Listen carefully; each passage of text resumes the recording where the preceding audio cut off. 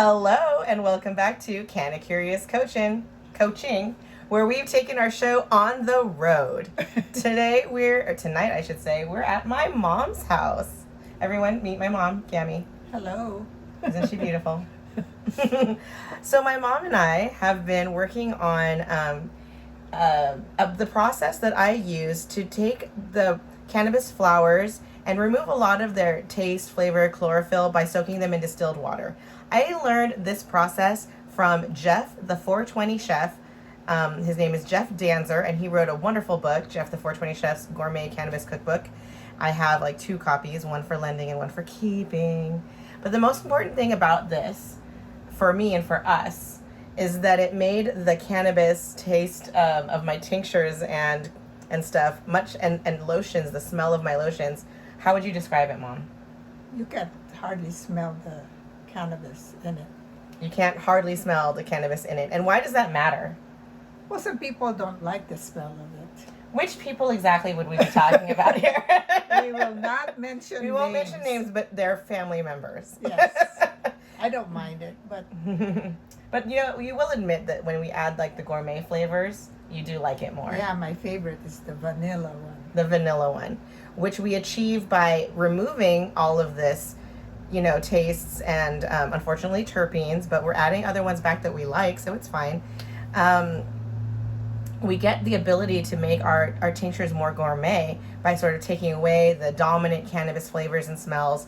And then we have the creative freedom to replace that in our infusions or our end products with different flavors like vanilla, which we lemon. We get those things from lavender.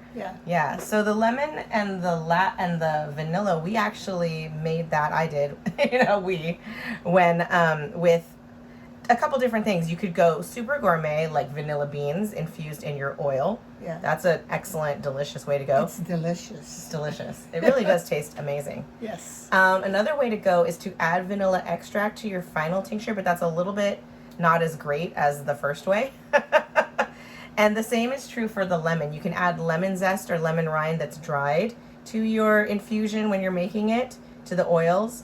Or you can add flavorings afterward. I typically use Lor-Ann natural flavorings that I buy from Amazon if I'm going that route. But lately I've really liked doing it with all natural ingredients. Yeah, real thing. The real thing.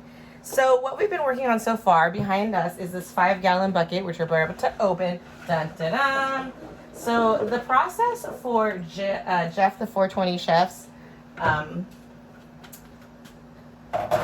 soaking and blanching and drying out the cannabis before decarboxylating it and then infusing it. He usually infuses it into like a butter, but I typically infuse it into whatever carrier oil I'm going to use for my tinctures. And I don't know if the camera can pick this up or if I can do it without spilling, but we use distilled water can you get, nope, never mind. We use distilled water, and Mom, smell this and look at it. It's much, much lighter and smells really less than last night. So this is 2 washes of the cannabis with distilled water. We changed it out, and it's kind of funny because I did do it in this giant 5-gallon bucket.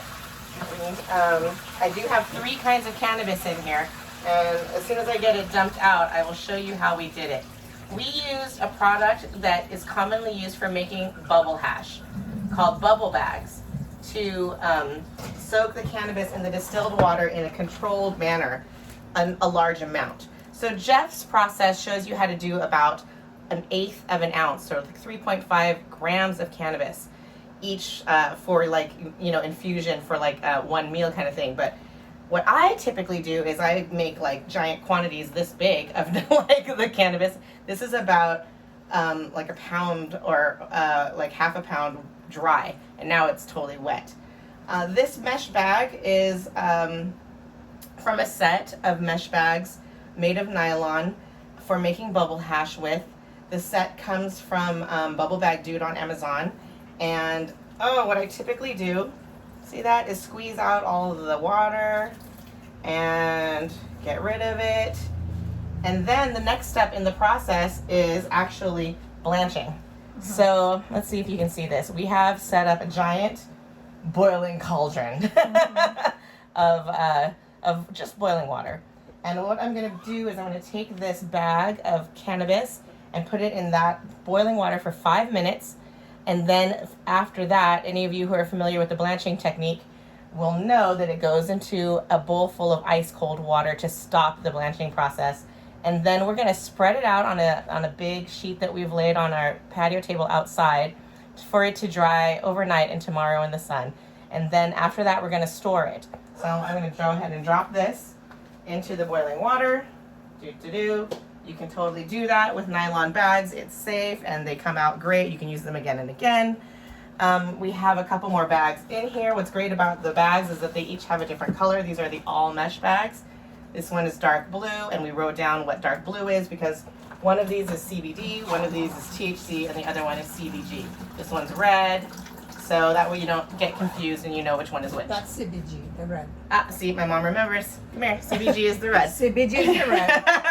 Okay, so we're gonna give that 5 minutes to boil, and then we're gonna transfer it to the iced water bath, and then we're gonna let them dry outside. And when we come back, we will be gathering the dried stuff, putting that into jars, and that's what my mom will be using in my absence to be making awesome stuff for our family. The salve. The salve. What do you think, the salve? The salve and some oil. And some oil. Yeah. All right, so that's what we'll be doing. Thanks for joining us. Yeah. Once again, it's Michelle Crawford and Gamy. And I'm officially a cannabis health coach, and my mom's officially awesome. Visit me on my website, www.cannacuriouscoaching.com, if you want to know more about how to make cannabis stuff with your mom. Bye. Bye-bye. Thank you.